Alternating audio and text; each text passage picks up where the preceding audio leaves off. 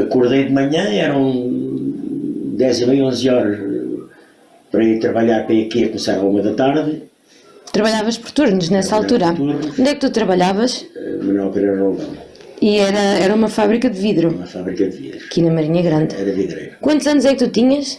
Aí 28 anos, E tu tinhas de trabalhar à 1 da tarde? Sim, ia começar à 1 da tarde. E então, e o que é que aconteceu nessa manhã? Nessa manhã, quando acordei, ligo o rádio aqui de casa e começo a ouvir um rádio música sinfónica. Porque à procura depois tudo dava a mesma coisa.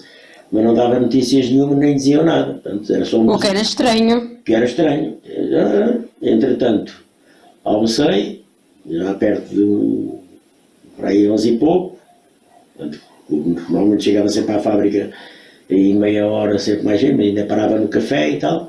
Chega ao café também, toda a gente desconfiada, quando fui ver a dica depois, toda a gente desconfiava também, não sei o quê, qualquer coisa em Lisboa, não sei o quê, não sei o quê, de Revolução Militar, não sei o quê, mas ninguém sabia dizer nada. Depois, já na fábrica, todos a conversar, eu diaba, e entretanto já, a coisa, a cúpula do Partido Comunista já sabia, identificou aqui, portanto, a cúpula da Marinha Grande, e então, pronto, quando chegámos à fábrica já não trabalhámos. Viemos todos para a praça, para a frente do edifício da Câmara. Tu ouviste porque aquilo foi mesmo à meia-noite, começou mesmo depois do adeus, foi mesmo à meia-noite. Estavas sozinho em casa? Estava, o pai não estava a café quando ele partiu o vidro. E depois foi a grande Lampião Moreno. Foi a que horas? Foi de madrugada? Foi, era já ia para 1 da manhã. Sim, que eu sei que foi uma música. Foi depois do adeus, foi. E depois de ti, e depois de nós, tudo. Não foi assim um festival que eu... Não, mas é esta a música. Quando se deu um 24 para 25 de Abril, o Paulo Carvalho cantou alguma música acerca da Revolução. Foi a senha, a canção que ele fez foi a senha. Foi a próprio movimento dos capitães é que puseram, com a rádio, é que puseram essa música a tocar, para eles saberem quando é que, para começarem. 25 de Abril de 1974, eu tinha 23 anos e estava em Luanda, Angola. Estudava engenharia e trabalhava no CTT de Angola. Eu no dia 25 de Abril já morava em Lisboa, na Rua do Zaire, bairro das Colónias, e já trabalhava no Banco Espírito Santo. De modo que quando ainda soube nas notícias que estava a ser feita uma revolução e, portanto, fui para a rua, depois de me preparar, fui para a rua no sentido do banco, para ver se estava aberto, se estava fechado, o que é que se passava concretamente. Quando lá cheguei, perto da Rua Nova de Almada, já sabia o que é que se passava, o banco estava fechado e continuei o meu trajeto, a ver o movimento. Fui até ao Largo do Carmo, onde realmente estava a revolução a acontecer e de que maneira, com o Chaimite.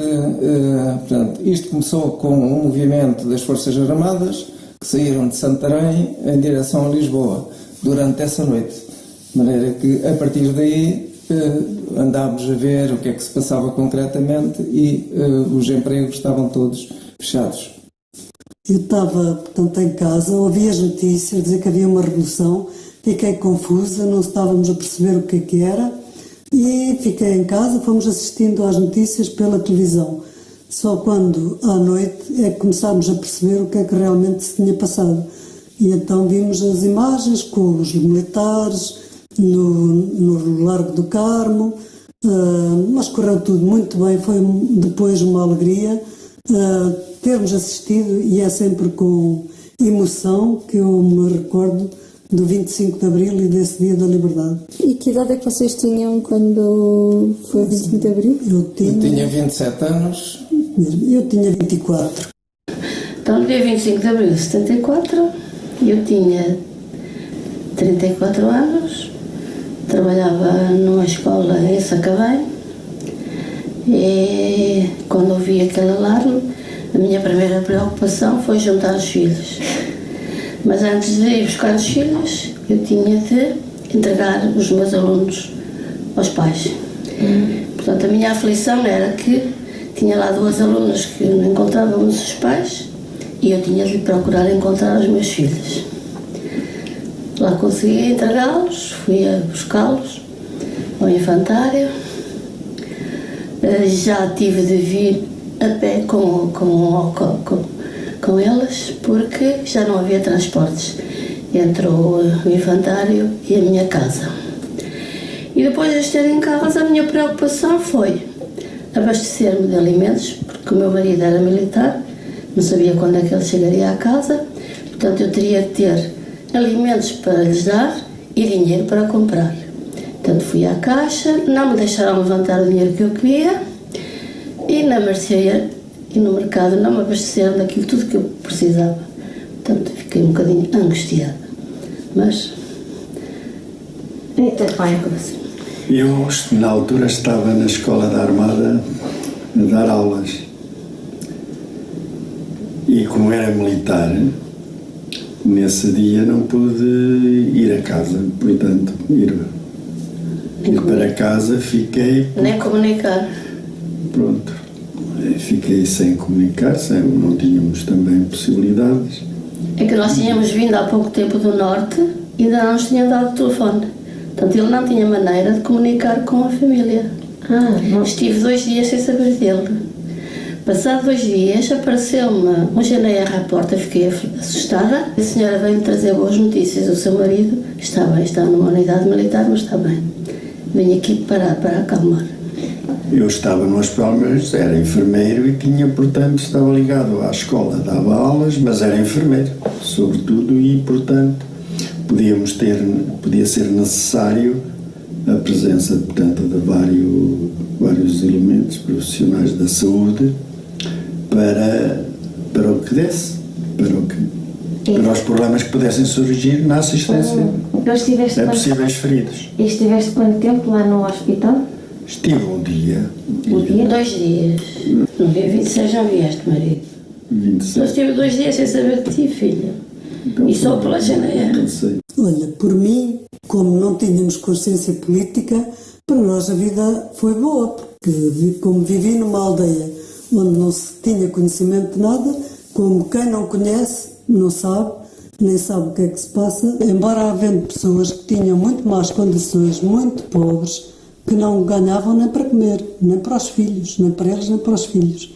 Quando vim para Lisboa, fui para o banco trabalhar e nunca tive problema. Houve manifestações em que a polícia andava atrás das pessoas e batia. Mas não, de resto, já foi muito próximo do 25 de Abril. Portanto, eu já sabia, politicamente já estava um bocadinho mais esclarecido, até porque tinha andado na tropa no ultramar, na dita guerra do ultramar, e pronto, já sabíamos que havia PIDE, que de vez em quando eram presos, e até alguns colegas lá de ultramar eram presos. Quando cheguei, portanto, a Lisboa, claro que cheguei em 72, em 73 tive o meu primeiro emprego, e portanto já estavam mais ou menos esclarecidos do que se passava, pelo menos aqueles que tinham estado com as mesmas condições que eu tive. De qualquer maneira, sabia-se que havia algum fascismo, portanto era mesmo fascismo, mas nos empregos trabalhava-se, construía-se a nossa vida, o nosso futuro, e portanto não foi muito mal de todo. Embora soubéssemos que por trás havia muitos a serem presos sem razão aparente. A vida antes do 25 de Abril vivia-se uma sociedade muito disciplinada, havia a necessidade de todos os jovens mancebos terem uma preparação militar, eram chamados para o serviço militar. Quando se deslocavam de um território para um outro território do país, tinham que receber um certificado da DGS que tinham que apresentar no local de destino. Esse é um aspecto negativo. Relativamente, em termos sociais, havia grande diferenciação social, havia pessoas que viviam bem e havia pessoas que viviam o mal. A sociedade estava um bocado estratificada entre os que tinham alguma posse e que faziam alguma segregação de classes entre eles.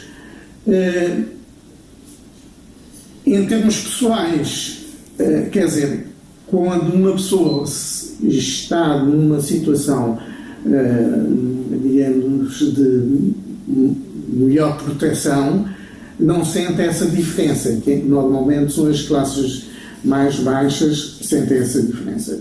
Também havia uma grande diferença entre o homem e a mulher, porque a mulher estava dependente da autorização do marido. Numa família, o chefe de cabeça era o marido e era um constrangimento para as mulheres. Na faculdade havia poucas mulheres, sobretudo nos cursos de engenharia, mas nos cursos de medicina havia muitas mulheres. Nos empregos também havia poucas mulheres. Portanto, eu trabalhava nos correios, nos serviços técnicos, portanto, não havia nenhuma mulher. Havia mulheres nos serviços mais mercantis, portanto, nas empresas, nas lojas. Talvez essa diferenciação social fosse mais gritante. Na faculdade, a maior parte dos estudantes, os professores eram quase todos vindos de Portugal e com formação nos Estados Unidos ou na Inglaterra. Os alunos eram quase todos descendentes de portugueses que já lá estavam há muitos anos, ou então militares portugueses que ficaram, depois de serem desmobilizados, ficaram lá a estudar, ou filhos de funcionários administrativos que vinham do continente e que estavam lá radicados como juízes, professores e outras pessoas das camadas da sociedade, da parte administrativa da sociedade, filhos de médicos, filhos de militares, embora existissem também pessoas genuinamente vindas de Angola. Lembro-me que fui votar para o Humberto Delgado. Quando não se podia, que aquilo ainda era. Pois, ainda. Mas os votos depois não serviram para nada, para não. Os votos foram. Tu foste votar, mãe, também. Neste podiam votar. Não sei, acho que não. As eleições para a Câmara, Sim. eram só aqueles senhores que podiam votar, mais ninguém podia votar. Não sei. Isto antes de 25 de Abril. Não, isso já eram depostos pelo governo, já, pelo Estado Novo. Já. Claro, só aqueles três é que podiam votar. Olha que conveniente. Oh, bem, mas tu podias votar ou não? Antes? Por ser mulher? Não sei, só por ser votado depois de 25 de Abril. E como é que era a vida antes do 25 de Abril? Queres que eu te diga? Sim. Olha, para começar, quando eu fui para o magistério, a primeira coisa que me disseram foi cuidado com o que diz e com o que faz.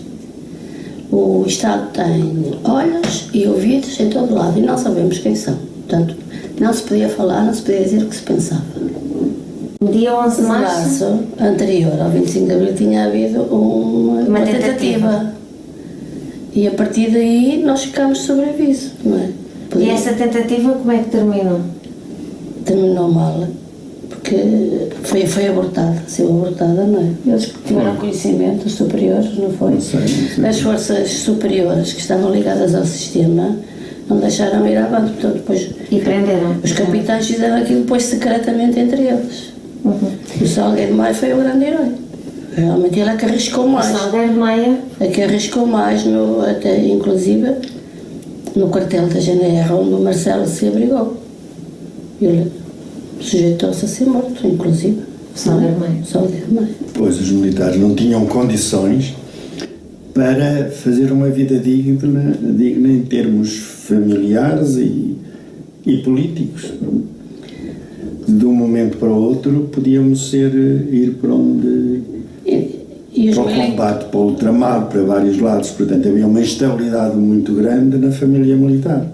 E no fundo eles foram porta-vozes do mal-estar, da revolta do povo, porque nós não podíamos falar, nós não sabíamos onde é que estava o ouvido do Estado.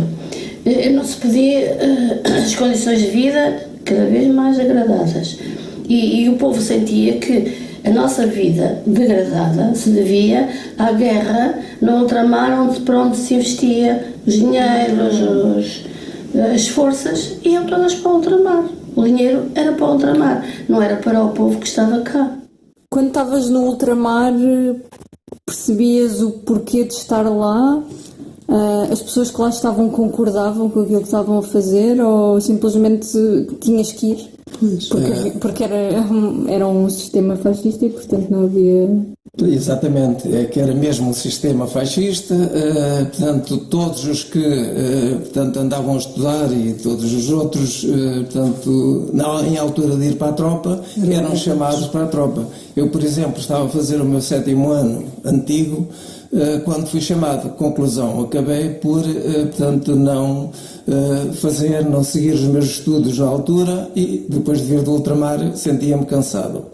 De qualquer maneira, lá o ambiente era mais ou menos bom, mas o bom dentro da guerra, o que, claro, já não é bom de todo. De qualquer forma, éramos praticamente todos obrigados a ir ou para o ultramar ou a cumprir a tropa cá, mas 98% das pessoas da minha idade, dos homens da minha idade, iam para o ultramar.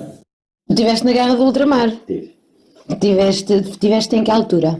Tive entre 67 e 69. E tiveste em Angola? Tive em Angola. Mas tu tinhas que idade? Bom, agora mas outra vez contas. Fiz lá 3 anos, fiz lá 21, 22 e 23. Eras muito novo. Fiz com 20 anos. Vocês tinham quase todos a mesma idade, havia gente mais velha? Havia uns que tinham mais 1 ano ou 2, mas poucos, aqueles que...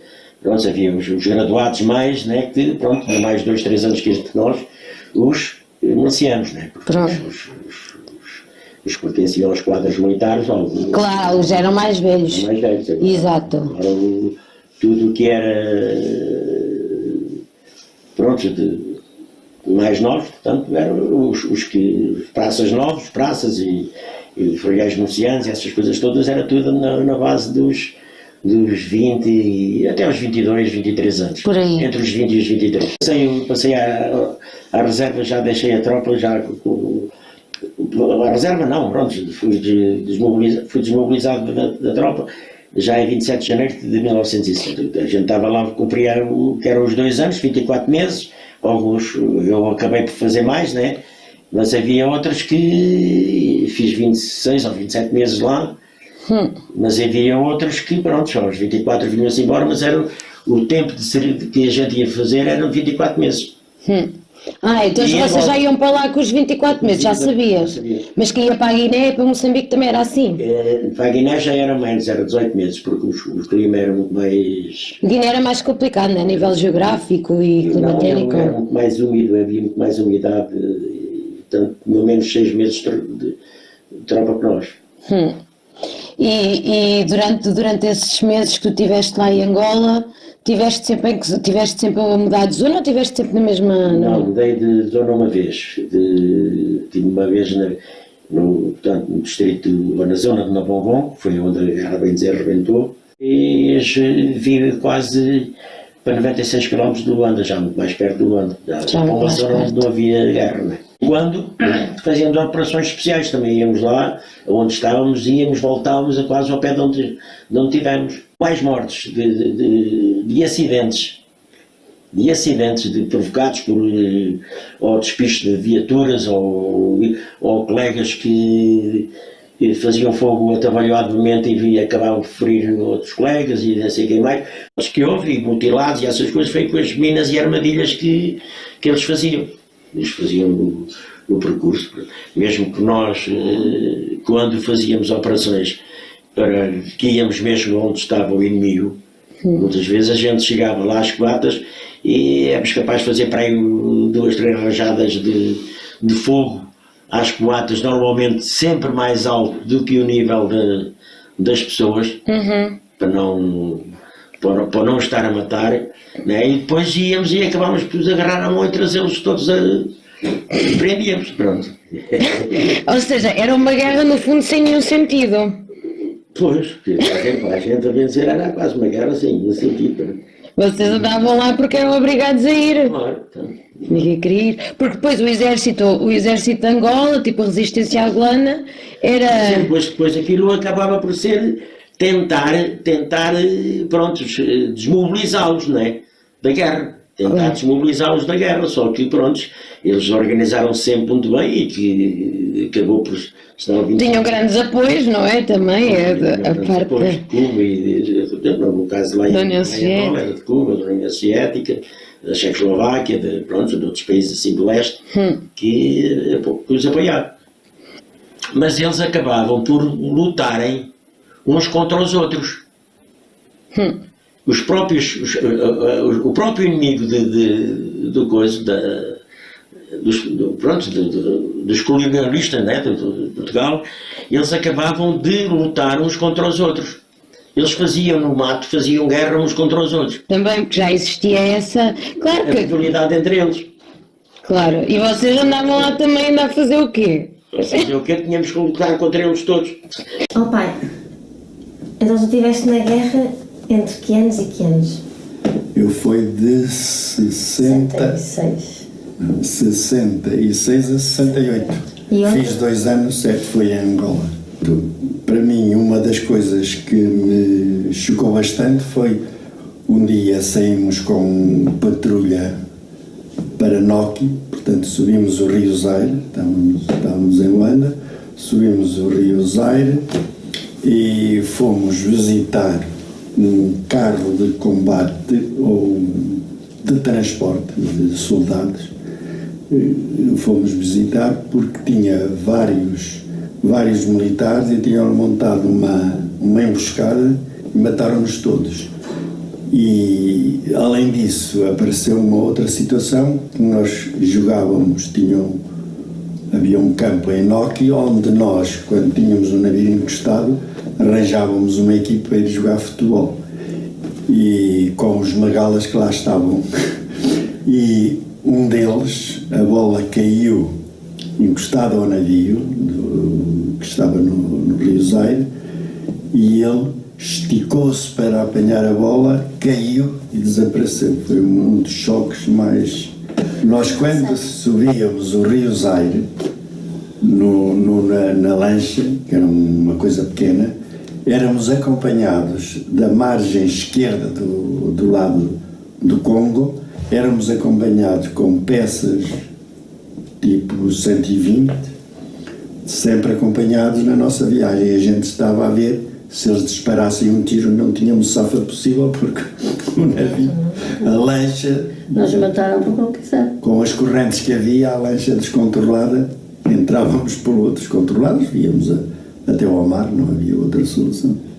Ele isso não me contou a mim, eu ouvi ela contar ao tio Zeca. Mas quando estive em Angola, ainda solteiro, recebi no Serviço de Saúde jovens fuzileiros que estavam no leste de Angola, que vinham passar a Luanda cerca de um mês para descansar e com problemas tremendos, inclusive de um dia de ser chamado para assistir a um que tinha pegado numa G3, a dizer que ia matar o enfermeiro, porque tinha dado uma injeção, ia matar o enfermeiro e o oficial de dia. E eu escondi-me a espreitar a zona onde ele estava quando é que ele passava com a arma. Ele passou com a arma, com uma G3, fugiu ao indivíduo que o estava a guardar, passou em frente à enfermaria com uma G3, e eu, quando ouvi os passos, pus-me à espreita para onde ele, a ver para onde ia, e ele foi entregar a G3 ao oficial de dia. E que idade é que ele tinha? Era um jovem de 20 e poucos anos, não é? A gente vê que os jovens vinham realmente traumatizados, muito traumatizados, e tive um amigo que foi completamente trucidado com uma mina de guerra. Gostou muito, porque era um rapaz, era meu amigo, e praticamente era filho único, porque o irmão já tinha morrido também no ultramar. E uma senhora viúva ficou sem os 2 filhos, devido à guerra no ultramar. Há 45 anos a comunicação, as notícias não corriam tão célebre como atualmente. E o 25 de abril de 1974 aconteceu numa quinta-feira, e eu, com os meus colegas, tínhamos todas as sextas-feiras um exame de uma disciplina de matemáticas aplicadas à engenharia. Nesse dia, na véspera, na quinta-feira, à noite, encontrávamos sempre a fazer a revisão e preparar para o dia seguinte. E foi nessa altura que estávamos reunidos numa esplanada, onde habitualmente nos encontramos, que apareceu um assistente e falou-nos que aconteceu qualquer coisa, um golpe de Estado em Lisboa, os militares e mais não sei quantos, mas não nos apercebemos em concreto do que é que se tratava. E no dia seguinte fomos fazer o teste e também ouvia-se uns zunzuns aqui ou lá, que aconteceu um golpe de Estado, mas não se sabia exatamente em concreto o que é que se passava. Isso era resultado efetivamente das comunicações. Também admito que mesmo em Lisboa a rádio pudesse transmitir algumas coisas, mas não, o país em si não sabia o que é que teria acontecido, e muito menos nós que estávamos mais longe. Depois, nos dias subsequentes, começaram a sair as notícias nos jornais, mas não havia muita preocupação da nossa parte, porque é uma coisa que acontece longe. Tínhamos o nosso governador, o governador-geral, que governava a Angola, e, portanto, para nós a referência era o governador e não o governo de Lisboa. E depois, posteriormente, começou-se a falar da autodeterminação. Isto até o verão as coisas correram mais ou menos sem grandes perturbações, mas depois, quando vieram os partidos, os movimentos de libertação, as coisas começaram a ser preocupantes e acabaram por ser mesmo desastrosas para quem vivia em Angola.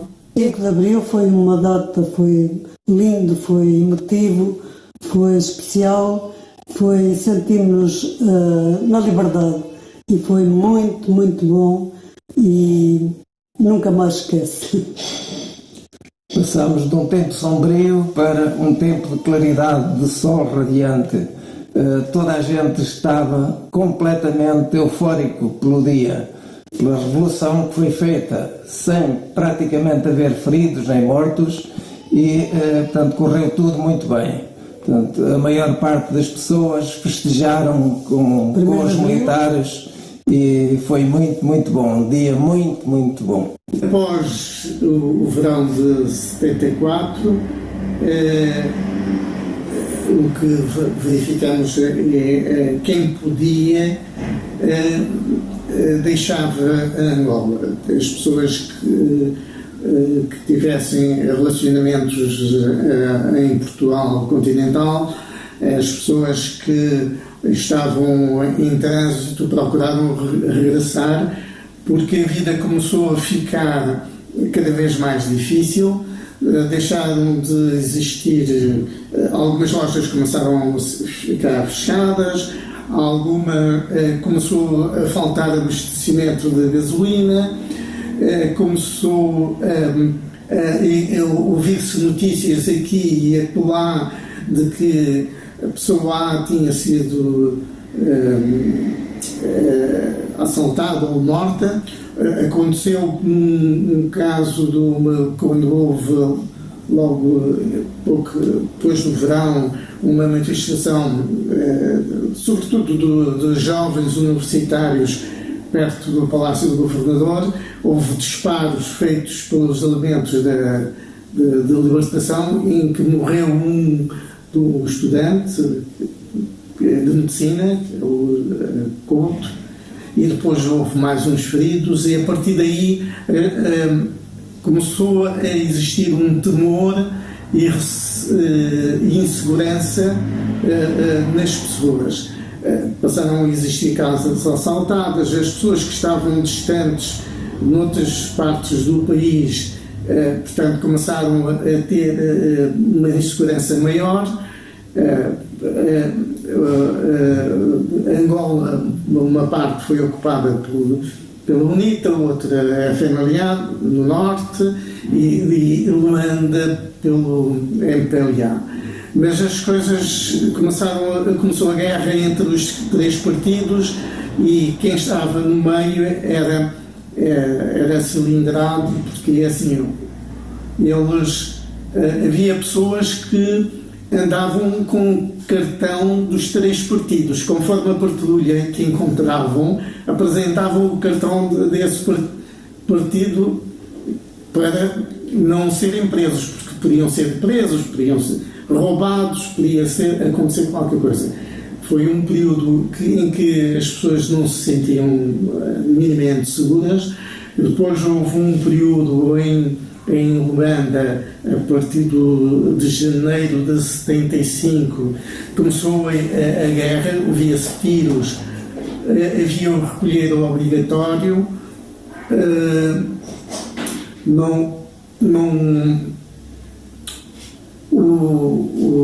o MPLA conseguiu expulsar os outros dois partidos de Luanda. Havia muita falta de bens alimentícios, de coisas mais primárias, até a própria casa, porque poderia aparecer alguém em casa e com arma e dizer que isto agora é nosso, e corriam com as pessoas da casa e ficavam lá instalados.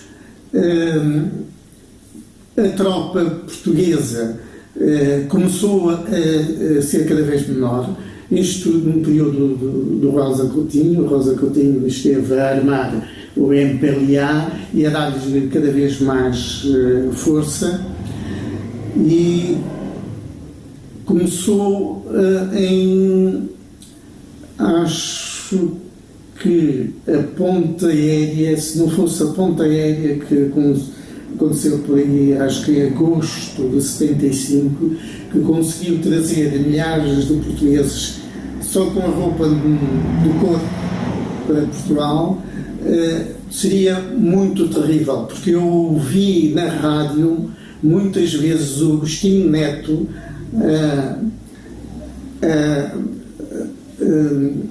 emocionar os guerrilheiros contra todas as pessoas que fossem brancas. Diziam que eram colonos, e dizia mesmo que todas as mulheres que estão a ir, e mesmo aquelas que levam a criança na barriga, essas crianças são responsáveis pela escravatura, pela desgraça do povo angolano.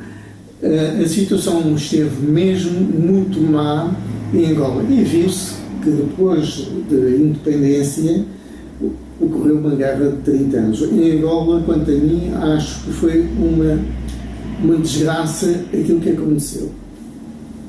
O que é que tu achas que mudou no 25 de Abril?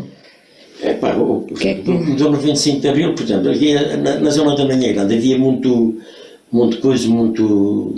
PIDE infiltrada conjuntamente com os trabalhadores, os informadores trabalhavam com a gente. Sim. E a gente, pronto, andava quase sempre oprimidos com medo de sermos presos pela PIDE, por uma coisa que a gente dissesse, ou uma coisa que a gente fosse contra a ditadura que estava, não é? O governo que estava. E então a gente tinha sempre muito medo. A partir daí, pronto, acabámos com medo e descobrimos alguns daqueles nossos colegas que foram obrigados a ter que fugir daqui da Marinha Grande, foram para o outro lado, onde ninguém os conhecia, essas coisas todas. Pronto. E a partir daí houve mais uma abertura para a gente se agrupar, porque antigamente aqui a gente estávamos numa coletividade e a gente nem na coletividade, no grupo de amigos, a gente podia falar contra porque havia sempre um... Não sabes quem é que podia ser da PIDE, claro. Pois, que não podia ser da PIDE e entretanto tínhamos a PIDE à porta, a polícia política à porta. E depois libertaram-se os presos políticos, que no mesmo dia 25? Não, foi logo depois, mas foi a partir daí começaram tipo...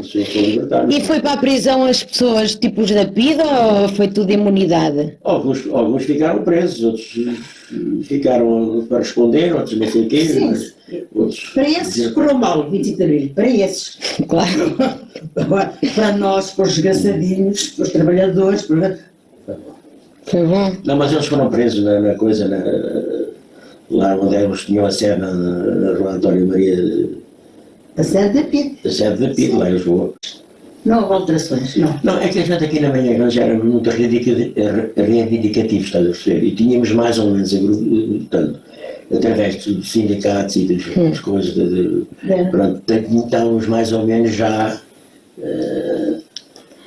Já conseguiam controlar um bocado as coisas, não era? Mesmo com os aumentos, de vez em quando tínhamos aí a polícia de choque, fazíamos gás, fazíamos depois, tínhamos a polícia de choque a dar porrada na gente. Depois de 25 de Abril foi um período de incerteza, porque não se sabia se ia um governo, se ia outro, houve 3 ou 4 governos, assim todos seguidos, porque havia muita incerteza. Algumas coisas que foram mal feitas, a maior parte delas, e viveu-se um período de mais aumentos salariais, mais reivindicações que os trabalhadores podiam fazer, viveu-se uma alegria enorme nas empresas, porque na altura eram os trabalhadores que mandavam, e foi uma época muito boa. É pena que tenha acabado, para já. O verão quente de 75 foi também de muita contra-revoluções, mas todas coisas pequenas e que foram todas sanadas. Foi realmente um período de alguma incerteza, mas acabou tudo em bem, felizmente.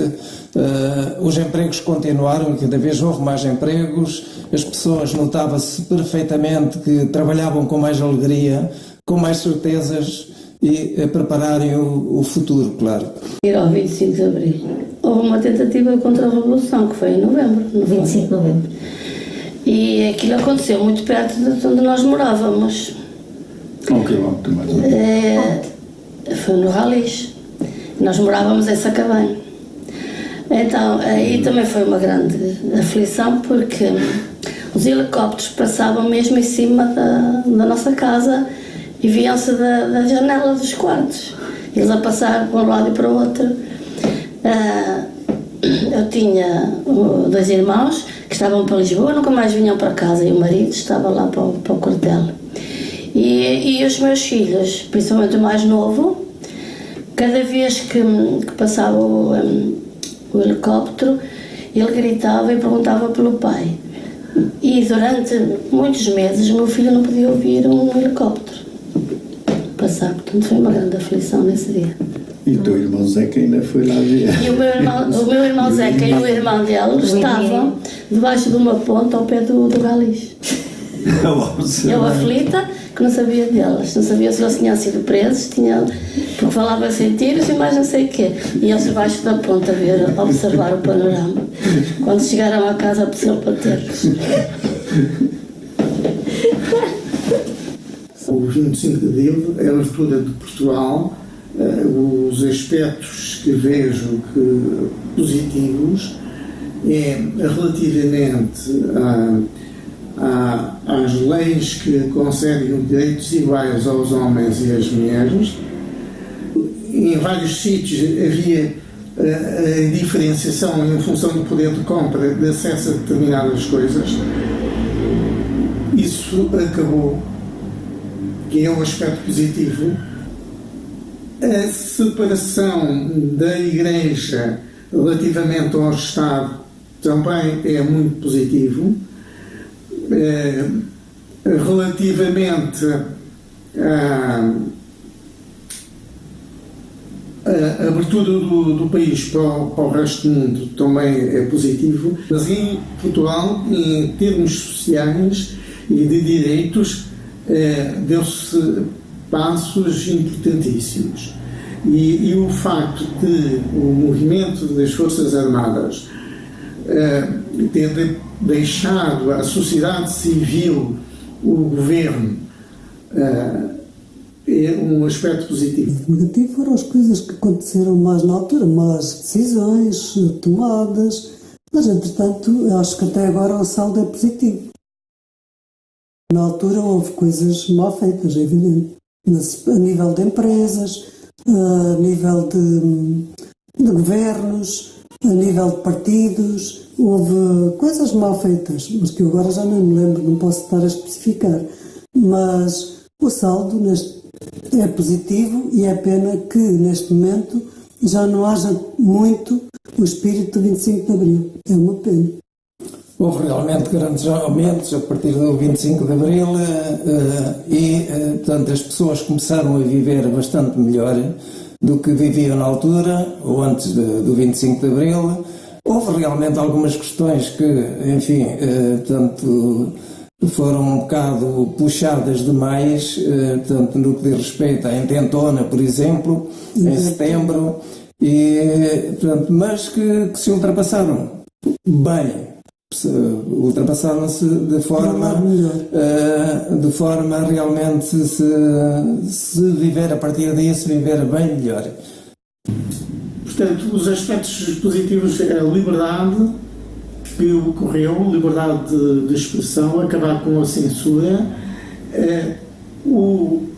a liberdade para a mulher e a liberdade para o acesso do ensino mais facilitado, embora com muitos facilitismos também. É tudo.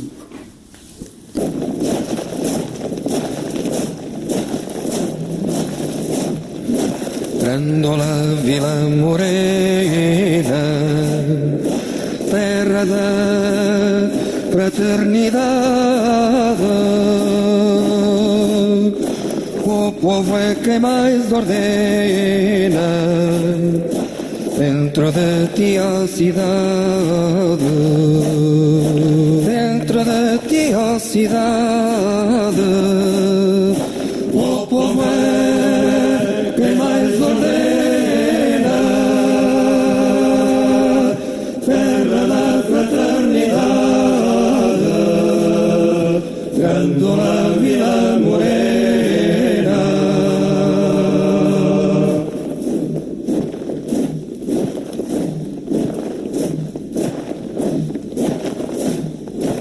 Em cada esquina um amigo, em cada rosto igualdade, Grândola Vila Morena, terra da fraternidade, terra da fraternidade.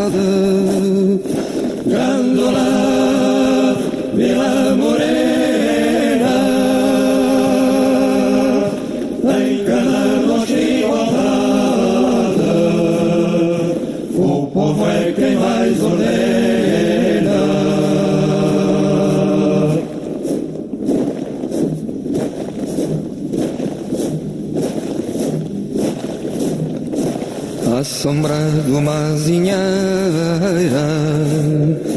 que já não sabia a idade. Jurei ter por companheira Grandola a tua vontade, Grandola a tua vontade. Jurei ter